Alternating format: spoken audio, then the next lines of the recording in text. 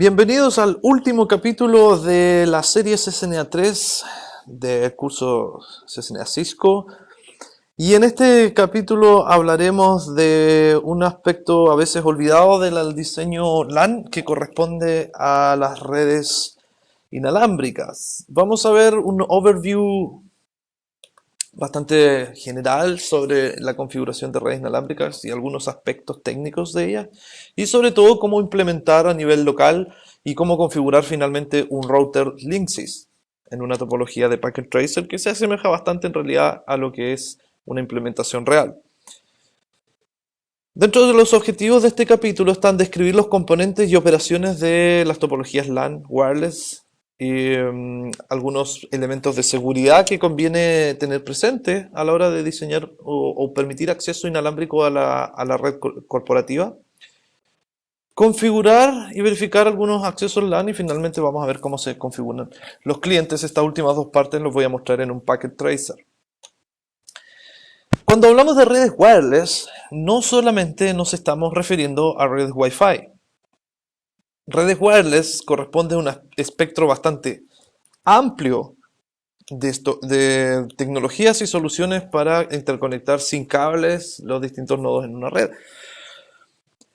Y existen distintos tipos de áreas. Por ejemplo, en las redes PAN, que son las Personal Area Network, tenemos algunas tecnologías como Bluetooth, que están especificadas en el estándar 802.15, cuya velocidad es quizás no supera el mega o los 2 megabits por segundo, es bastante bajo, pero sirve para levantar rápidamente una conexión inalámbrica, por ejemplo, con una impresora.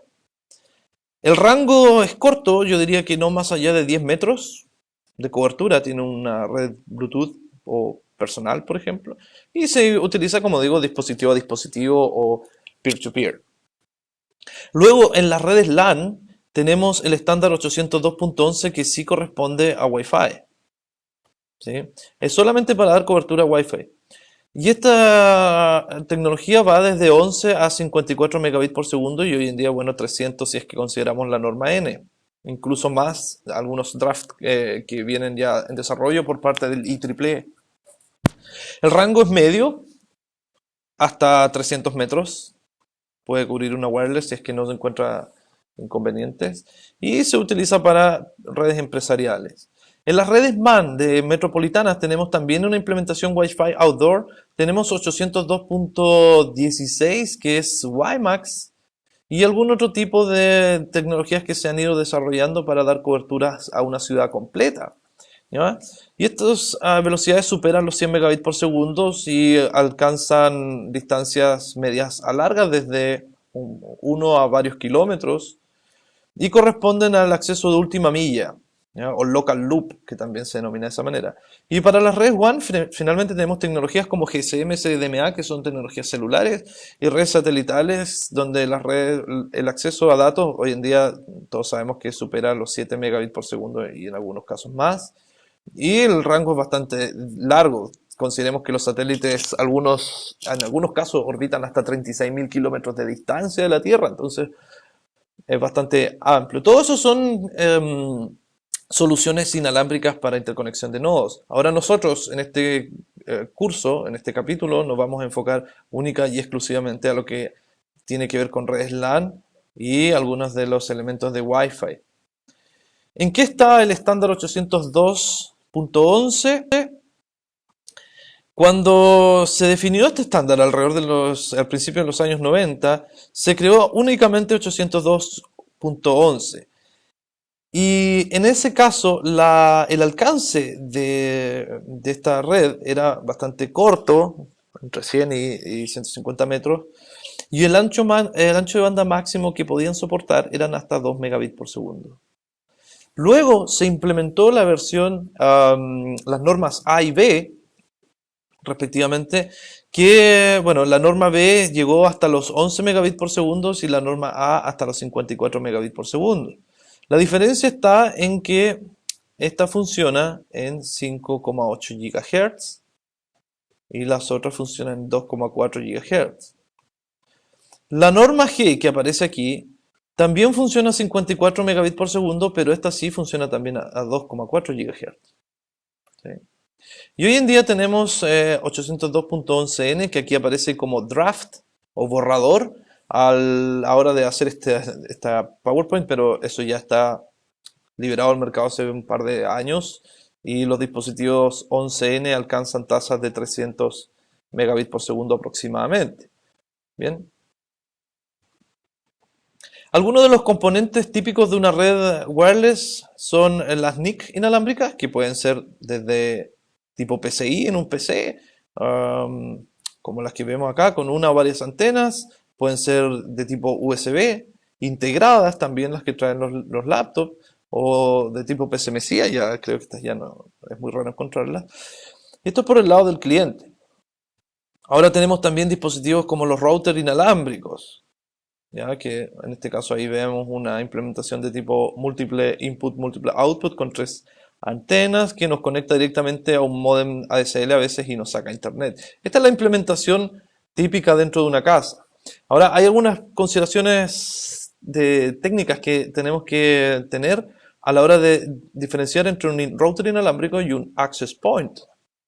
No son lo mismo. Y eso lo vamos a hacer cuando veamos la parte final de este video, que es la parte práctica. ¿Cómo interoperan las redes inalámbricas? Bueno, existen distintos tipos de topología. Esta que nosotros vemos acá es una topología peer-to-peer, que se conoce también como ad hoc. ¿Ya? Aquí aparece. El nombre que recibe esta topología, el nombre técnico real es IBSS, que quiere decir Independent Basic Service Set. Service Set. O conjunto de servicios básico independiente. Esto es lo mismo, ¿ya? Esta sigla IBSS quiere decir una red punto punto ad hoc sin la presencia de un access point. Se pueden conectar dos nodos, dos computadores inalámbricos para traspasar información uno a otro sin necesitar un access point. Bien. Idealmente estos tipos de conexiones no superan mayor distancia, pero sirve para conectar equipos de manera rápida y eficiente. Existe otra topología que se conoce como infraestructura, que es infraestructura, que es la que nosotros conocemos habitualmente, donde existe un nodo central denominado access point que inalámbricamente conecta, inalámbrica y centralizadamente conecta los nodos. Este es el modo infraestructura. Bien. ¿Cómo se implementa una red inalámbrica si es que hay una estructura en un edificio, por ejemplo? Bueno, acá vienen muchos temas, muchas discusiones técnicas sobre cómo y dónde deberían ser implementados los equipos. Pero se pueden tener algunas normas básicas, algunas recomendaciones generales de cómo funciona esto. Lo que vemos en la pantalla es un mapa de alguna instalación y si nos piden implementar redes inalámbricas dentro de esta infraestructura, basta echarle una mirada al plano para poder determinar dónde podemos instalar los access points.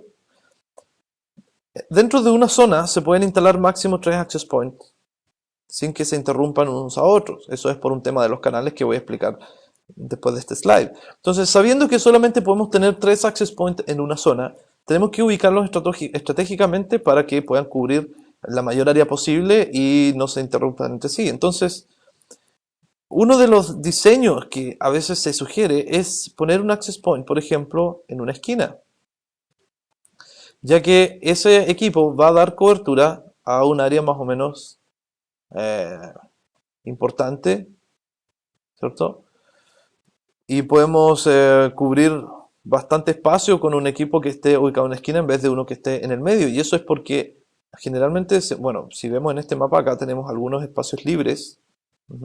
Y la señal inalámbrica se ve afectada a medida que van pasando elementos como madera, paredes de cemento, dispositivos como motores, cosas por el estilo. La señal inalámbrica va decreciendo, entonces a medida que se va encontrando con más obstáculos, va a llegar un punto en que quizás no haya cobertura. Y es ahí mismo donde podemos poner un segundo access point, por ejemplo acá, que sí va a tener una mayor cobertura en el medio, y donde la señal que ahí se emita va a poder cubrir aquellos espacios que el otro access point no lo hacía. Bien. Y finalmente, para el último espacio podemos tener otro access point aquí. Ahora, esto que estoy haciendo yo es solamente una sugerencia. Vale destacar que quizás es necesario realizar algunas pruebas en sitio, que esas pruebas tienen un nombre y se conocen como Site Survey. Ajá. Y hay herramientas que permiten hacer estos escaneos en sitios para determinar cuál es la mejor posición de los access points y la forma de obtener mejor cobertura. Yo les decía que se pueden instalar 3 equipos máximos en una misma zona geográfica sin interferirse. Esto es sumamente importante respecto a Wi-Fi. Dependiendo del estándar que se esté ocupando, o la norma en realidad, si es europea, norteamericana o japonesa, tenemos canales que van desde el 1 al 11 o desde el 1 al 14. Entonces, si tenemos que instalar un equipo aquí, la pregunta es, ¿en qué canal lo configuramos? Quizás venga en el 6. Y si tenemos que configurar el equipo acá, ¿en qué canal lo configuramos? También en el 6. ¿Los 3 en el 6? ¿O uno en el 5, en el 4, en el 6? Bueno, la verdad es que si este es el escenario, se recomienda instalar solamente canal 1, 6 y 11. No es recomendable utilizar los demás canales.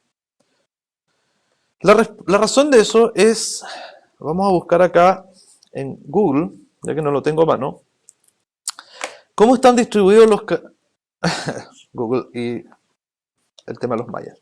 Bueno, ¿cómo están distribuidos los canales en Wi-Fi? Entonces vamos a poner 802.11 channels. Bien. Y aquí salen una serie de dibujos que se los quiero mostrar bien, porque en realidad esto es lo más importante respecto a los canales inalámbricos. Aquí está. Analicemos esto. Miren, el espectro de redes inalámbricas de 2,4 GHz va desde los 2400 a los 2500 MHz. Entonces, tenemos 11 canales, eventualmente tenemos hasta el 14 si es que se sigue ocupando la norma japonesa, por ejemplo, pero el estándar es hasta el 11. ¿Qué significa en la práctica? Que se ponga un equipo en el canal 1. Cuando se sintoniza un equipo en el canal 1, esto es igual que un transmisor de radio. De hecho, un access point es un transmisor de radio. Lo que va a hacer es que va a lanzar una señal en la frecuencia central 2412 MHz. ¿Sí? En esa frecuencia va a estar transmitiendo. Pero el ancho de banda de cada canal en Wi-Fi es de 22 MHz. Así está definido por estándar. Eso es para asegurar la transmisión de datos, la calidad del ancho de banda que se necesita, por ejemplo, llegar a los 54 megabits por segundo. Entonces, cuando se sintoniza en el canal 1, lo que está ocurriendo es que voy a ocupar 22 MHz, es decir, desde los 2402 hasta los 2424 probablemente, o 22 MHz, aquí. Si yo sintonizo en el mismo espacio geográfico un equipo en el canal 2, hay una separación de 5 MHz entre cada canal. 5 MHz solamente. Entonces, por consecuencia, un equipo que esté... permítame copiar esto. Para que yo pueda rayar un poquito. Me gusta bastante rayar.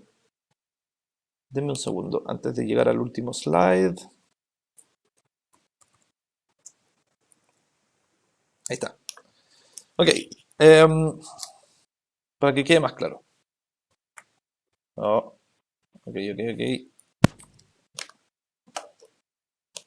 Pensé que era muy fácil llegar y pegar. Y capa, agregar una capa. Ahí está. Creo que ahí está. Ok.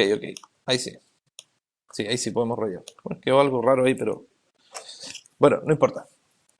Tenemos los canales. Si yo instalo un equipo en el canal 1, voy a empezar a transmitir en esta frecuencia y voy a pasar a llevar, fíjense todo, la cantidad de espectro de ancho de banda que estoy utilizando.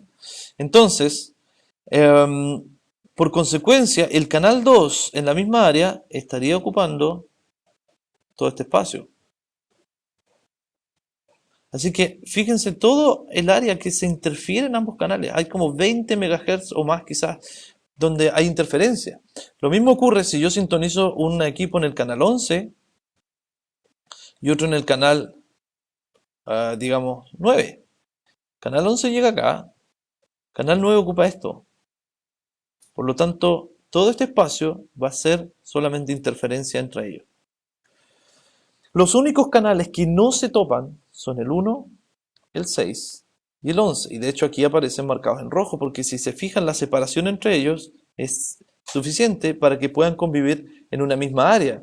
Entonces, si ustedes tienen que implementar 3 equipos en la misma zona geográfica, lo más razonable es que tengan un equipo en el canal 6, otro equipo en el canal 11, otro equipo en el canal 1.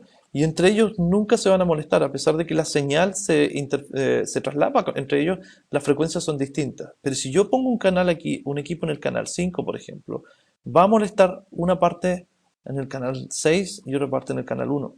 Y en esta zona se va a producir interferencia. Eso es un aspecto muy importante de lo que es la implementación de redes inalámbricas. Ahora, estas redes inalámbricas no están exentas de riesgos de seguridad. Todo lo contrario, son un punto neurálgico de la seguridad de la red porque ya no se extiende única y exclusivamente a los componentes de cable, sino es que ahora tenemos que pensar en una infraestructura que va más allá de nuestros muros. Entonces, algunas de las técnicas más utilizadas para acceder a redes inalámbricas es sin duda que la obtención de las contraseñas. Para nadie es un misterio que las contraseñas web son muy vulnerables. Entonces, hay una serie de recomendaciones que se hacen para asegurar una red inalámbrica. Desde ir en una red sin internet, sin contraseña, por ejemplo, ¿no? Hasta WPA2, que es hoy en día lo más seguro que se puede encontrar en una red inalámbrica. Las contraseñas de tipo web son muy fáciles de obtener, muy fáciles. Existen software como Backtrack y otros tipos de Linux que vienen, LiveCD de Linux, que vienen con todas las herramientas necesarias para que algún usuario con un poco de conocimiento de este sistema pueda romper la seguridad de las redes inalámbricas. Entonces no se recomienda para nada utilizar web. Si es que se puede, utilice WPA2 con cifrado AES. ¿Bien?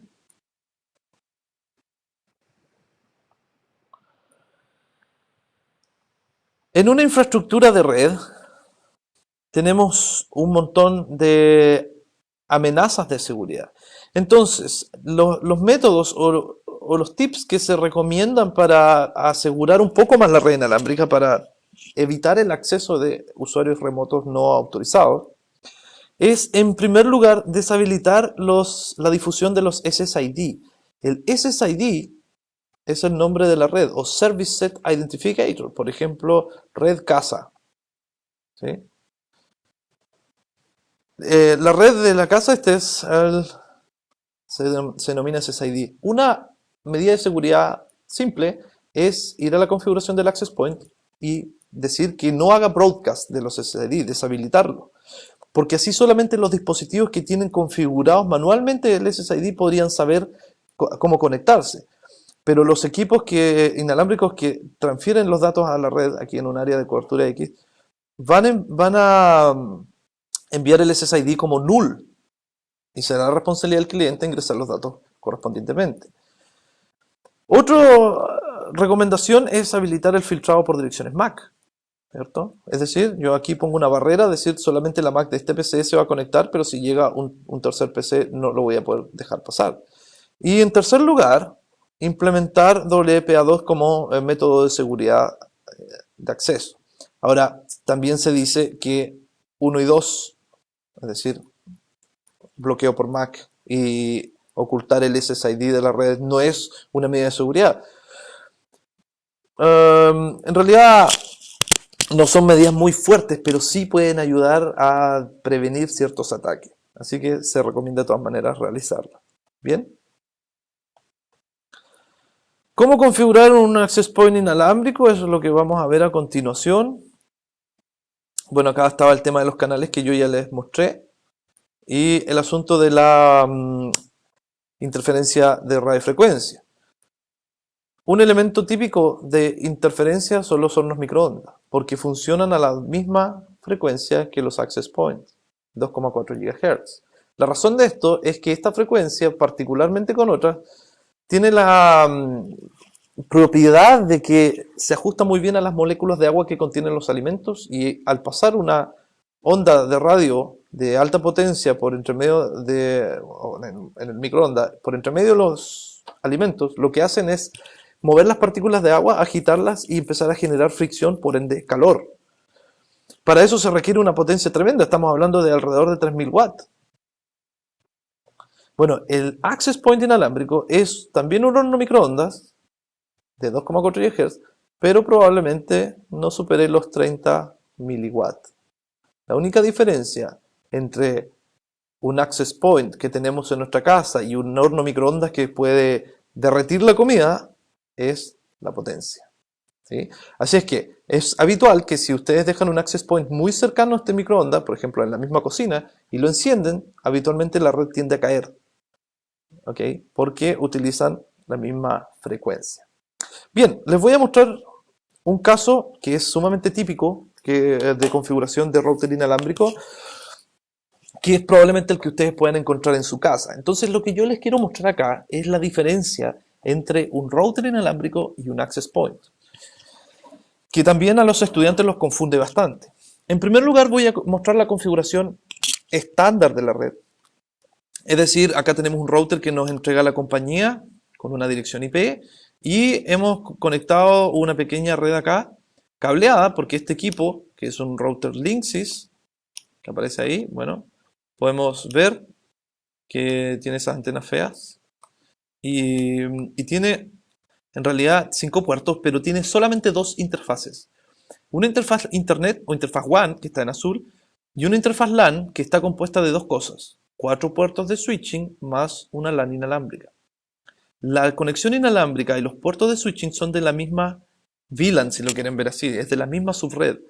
Lo único que hay diferente es que el puerto de Internet es una interfaz distinta del router. Bien. Entonces, para poder configurar esto, voy a traer acá un equipo genérico, es un laptop. Bien. Y voy a ir a configurar esto. Configuración física. Acá tenemos que voy a apagar esto. Voy a sacar la tarjeta de red y le voy a instalar la tarjeta inalámbrica. Voy a encender. Y cuando parta esto, inmediatamente debería engancharse porque está en el SSID default. Bien. Y lo que vamos a hacer es cambiar las configuraciones de red.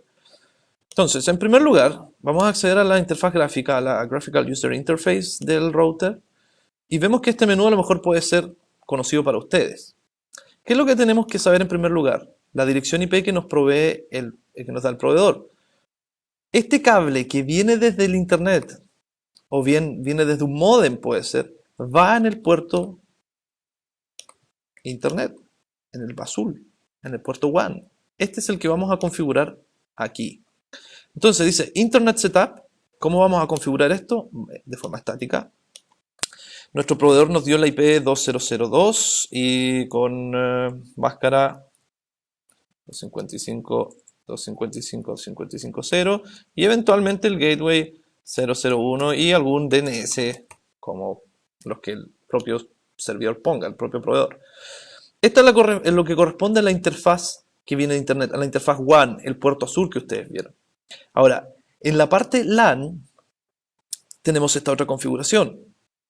Viene por defecto el equipo con la IP 192.168.0.1, las distintas máscaras que podemos utilizar, y también viene con un servidor de HCP habilitado. Entonces, bastaría que yo ejecute esto, ¿sí? Y van a ver que este equipo que ya se enganchó a la red inalámbrica, vean, obtuvo automáticamente una dirección IP, porque el mismo access point, el mismo router, está generando estos datos hacia atrás. ¿Ok? Bien. Creo que no levanté el puerto aquí porque el cable está en rojo. Déjenme ver. Mm, A lo mejor necesitamos otro tipo de cable aquí. Está en modo down, vamos a cambiar. Vamos a un cable cruzado. Puerto de internet. Ahí sí. Necesitamos un cable cruzado entre este router y el del internet. Bien. Entonces, eventualmente podría yo llegar con un ping aquí a la IP 200.0.0.1, que es la del router de arriba. La diferencia de esto está que, ven, ahí tengo ping. No he configurado enrutamiento ni mucho menos. Estos routers, de manera predeterminada, realizan una función que se llama NAT, o Network Address Translation, en la cual permite que múltiples PCs de la LAN que tienen direccionamiento privado, por ejemplo acá tengo la 0100 y en este, bueno, vamos a ver que nos dé DHCP a través del cable, la 101, y que salgan a internet a través de la 202. Esto es el escenario que está en su casa siempre. Ustedes pueden tener múltiples PC y en internet son vistos como una sola dirección. Eso es NAT. Bien. Entonces, lo próximo que voy a hacer es configurar la seguridad. Voy a wireless. Aquí selecciono los modos. Si quiero la norma BG, solo B, solo N. Voy a dejar BG Mixed, ¿ya? Para que trabaje en el modo 802.11b y 11G. Vamos a cambiar el SSID. Aquí pongamos CCNA3. Seleccionamos el canal, por ejemplo, canal 6. Y aquí tenemos la opción de habilitar o deshabilitar el broadcast de SSID, que era lo que les comentaba hace un rato atrás sobre la seguridad. Si quieren deshabilitarlo, tendrían que manualmente ingresarlo en la tarjeta inalámbrica. Aquí solamente lo dejaré enable. Y vamos a ir a la seguridad inalámbrica y esto, aquí, Wireless Security, esto es lo que necesitamos saber. Por defecto no tenemos ningún tipo de seguridad. Podemos escoger web y web tiene dos tipos de descifrado, 64 y 128. Naturalmente que 128 es un poco más seguro que el de 64, pero en realidad hoy en día los dos son igual de vulnerables. Si tenemos que configurar una clave, lo vamos a hacer así de simple. Una clave web, voy a poner 9 dígitos o 10 dígitos hexadecimales del 1 al 0. Esa va a ser mi clave. Guardo esto. Y veamos que ya el laptop perdió conexión. Entonces, lo que vamos a hacer es configurar esto. De hecho, si quiero repetir el ping, me va a decir que no se puede porque perdimos conexión inalámbrica. Bien, voy a ir aquí, PC Wireless, y sale un software que nos va a permitir conectarnos con un access point. Aquí voy a buscar un refresh, las redes que hay. Tengo una red que se llama SSN3 con 100% de señal. Canal 1, no voy a dejar el canal 6, creo. No tomó el cambio de canal, pero no importa. Connect. Y como se detectó una clave web, nos va a preguntar por la clave 1, 2, 3, 4, 5, 6, 7, 8, 9, 0. Connect. El adaptador está activo y deberíamos ahora sí tener un link perfecto entre ellos y el ping esta vez también debería volver a responder. Ahí está. Entonces hemos habilitado la seguridad inalámbrica para este router. Otras cosas interesantes de este router es que, por ejemplo, podemos habilitar la administración remota o no, ¿sí? El password, no sé cuál será, Cisco quizás. Vamos a ver, Remote Management viene deshabilitado, vamos a habilitar esto a través de HTTP, ¿sí? Y puedo abrir en el mismo laptop el navegador y debería entrar a la IP 01, que es la del router. Me pide usuario y password, no sé cuál, no lo recuerdo. ¿Será Cisco? Root Cisco. Cisco. No, no me acuerdo. Pero se pueden modificar de todas maneras aquí. Acá podemos ver eso. Entonces nos dice router access, pero una clave, pongamos un 234. Un 234. Creo que no tiene usuario, ¿ah? No tiene usuario, así es que debería ser solamente un 234. Tampoco. Bueno, ya lo averiguaré. Nunca lo he accedido de esta manera en todo caso, pero es cosa de averiguar cuál es la clave por defecto. Ah, puede ser admin. Creo que leí la mente de alguno. Puede ser admin. Ah, esa era. Gracias. admin y la contraseña que tenemos ahí. Aquí viene la misma configuración que nosotros hemos hecho. Bien, algunas otras que trae estos routers simplemente son ya un poco más complejas, pero no son necesarias para ser incluidas en este curso. Lo que les quiero mostrar es lo siguiente. Esta es la configuración básica de un router. Ahora, se puede configurar este dispositivo también para que trabaje como access point. Un access point es distinto de un router. El router es un dispositivo de capa 3 que hace NAT, que hace enrutamiento, y el access point es un dispositivo de capa 2. Es lo mismo que tener un bridge inalámbrico o un switch inalámbrico, ¿sí?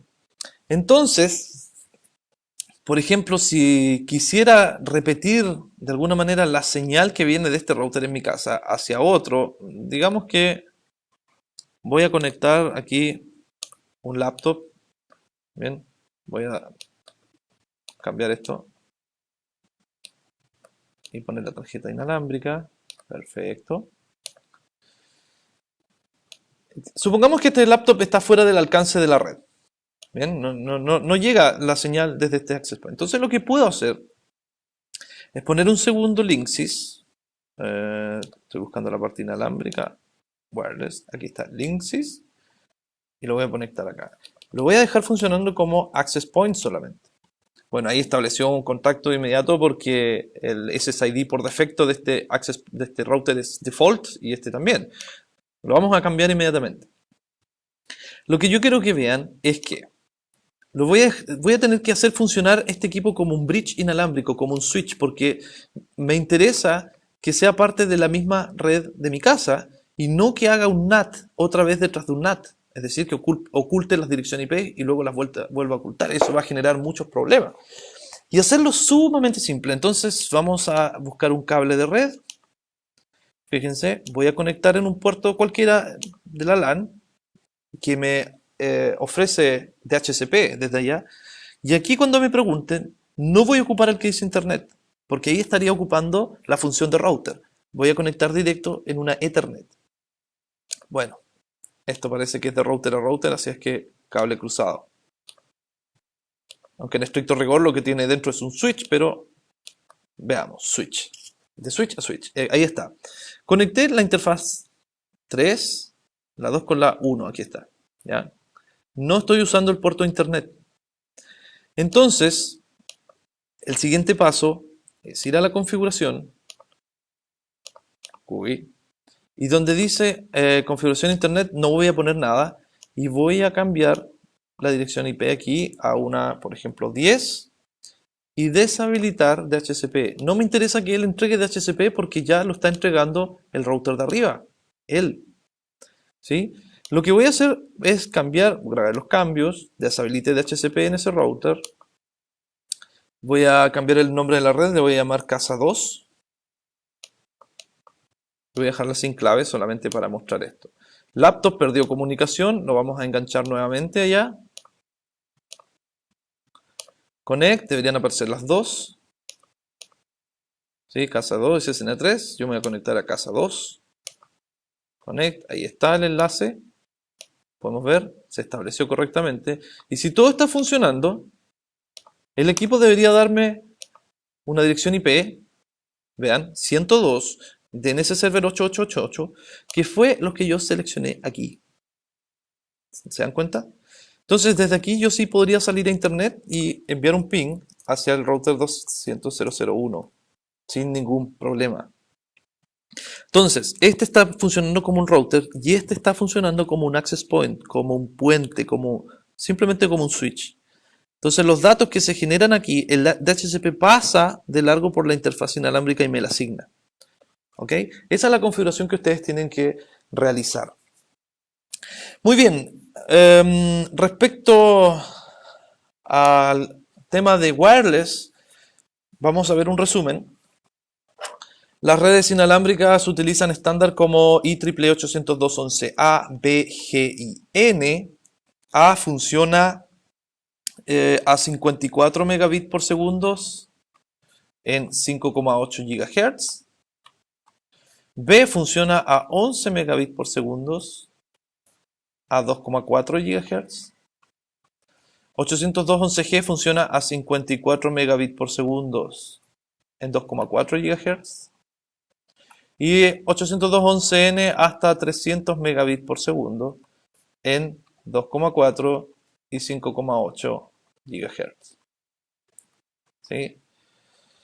Tenemos el Basic Service Set, que es BSS, también conocido como infraestructura, que es donde los clientes móviles utilizan un access point para la conectividad. Y también tenemos el IBSS, que es el Service Set independiente, o ad hoc, donde los equipos se conectan punto a punto entre sí sin necesidad de un access point. Bien, el Extended Service Set, yo no lo expliqué muy bien en el slide, pero corresponde a esto. Este es un set de servicios extendido, porque acá tengo un cable para llegar a extender la señal inalámbrica. Algunos métodos y prácticas de seguridad de la red inalámbrica es considerar el filtrado de MAC, ocultar el SSID, implementar WPA2. ¿Cierto? Para configurar una wireless NIC con un access point, tenemos que tener el mismo SSID en ambos lados y eventualmente la seguridad si es que así fuese necesario. Bien, hemos llegado al final del curso CCNA 3, luego de repasar 7 capítulos bastante interesantes sobre conmutación en redes LAN y finalmente un pequeño overview de configuración inalámbrica. La verdad es que este curso no es muy extenso y es muy probable que en clases de ustedes, o bien cuando tengan que hacer clases a sus propios alumnos, lo más recomendable es que incluyan topologías que también tengan enrutamiento. No nos olvidemos de OSPF, de EIGRP, RIP, enrutamiento estático y todo lo que hemos visto en los CCNA anteriores, porque no son tópicos aislados. Finalmente, en el CCNA 4 lo que se hace es, además de los conocimientos nuevos que se van a agregar en ese curso, se integran con los conocimientos de los CCNA anteriores, también con los de este curso. Así que esa es una recomendación que yo les hago. Por mi parte me despido, les agradezco su atención y espero que hayan podido resolver muchas dudas y que este material les haya servido.